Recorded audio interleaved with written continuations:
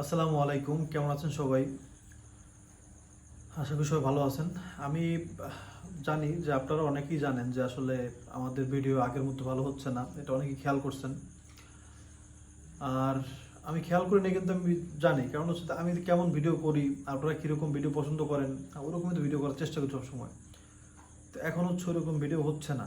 হ্যাঁ, এর পেছনে কয়েকটা কারণ আছে। আবদুল্লাহরে আর আব্রাহিমকে হচ্ছে মানে আব্রাহিম আর আবদুল্লাহ খেলতেছে। হ্যাঁ, সুন্দর করে একবারে বালিশ দিয়ে চারপাশে করে রাখছে।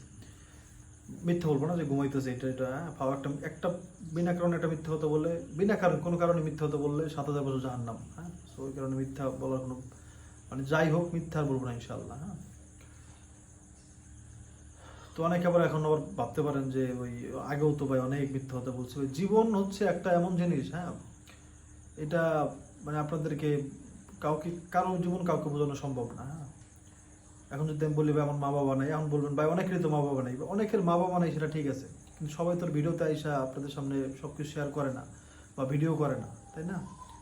যে করে তার মন থেকে বা মুখ থেকে ওগুলো বের হয়েই যায় যে আমার মা বাবা নাই এই সেই। হ্যাঁ, যাক, এগুলো যেহেতু আপনারা বুঝতে চাচ্ছেন না, বোঝানোর দরকার নেই। আশা করি আল্লাহ যেন আপনাদের মা বাবার বাঁচিয়ে রাখে, যেন আপনাদের আবার এই শেষের জন্য পড়তে না হয়। হ্যাঁ, তো ভিডিও যেই কারণে ভালো হচ্ছে না, এর সবচেয়ে বড় কারণ হচ্ছে আমার যেটা মনে হচ্ছে বা আমি যেটা বুঝি সেটা হচ্ছে যে আমাদের যে রান্নাঘর।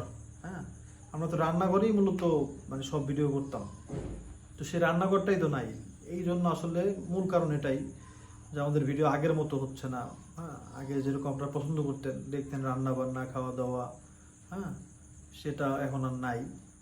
এটা বড় একটা কারণ, যেই কারণে হচ্ছে ভিডিও এখন আমি জানি এটা ভালো লাগতেছে না হয়তো বা। হ্যাঁ, অনেকে কমেন্টও করতেছেন যে ভাই ভিডিও আগের মতো হইতেছে না বা বোরিং ভিডিও এটা। তো এই হচ্ছে মূল কারণ। তবে এটা আমি আপনাদের কাছে আজকে একটু মাপ চাইতেছি যে এরকম আর হবে না ইনশাল্লাহ। এটাতে আমার দোষ আছে, প্রচণ্ড দোষ আছে আসলে। এগুলো বলতে গেলেও দোষটাও মানে ঠেকা। হ্যাঁ, ঠেকা হচ্ছে কেমন মানে থাক, এগুলো বললে আসলে লাভ নাই। হ্যাঁ, তো আমি চেষ্টা করবো ইনশাল্লাহ আগামীকালকের মধ্যেই চেষ্টা করবো, যদি আগামীকাল বৃষ্টি না হয়। হ্যাঁ, তাহলে হচ্ছে সকালে খালুকে ফোন দিয়ে আনাবো। আমি আজকেও খালামার সাথে কথা বলছি যে খালু নাকি এটা চিন্তা করতেছিল যে আমাদের রান্নাঘরটা এখন হয় নাই, তাহলে কি করব। হ্যাঁ, তো যদি আগামীকালকে বৃষ্টি না হয় তাহলে সকালে কল দিব, আইসা ইনশাল্লাহ একটা ব্যবস্থা হয়ে যাবে কালকে ইনশাল্লাহ। তো এটা হচ্ছে সবচেয়ে বড় কারণ। আর একটা কারণ হচ্ছে, ওটা আসলে কারণের মধ্যে পড়ে না, এটাই মূল কারণ। কারণ হচ্ছে রান্নাঘরটায় আমরা সবসময় বসে, তো রান্নাঘরে কত ভিডিও করছি কোনো হিসাব নাই।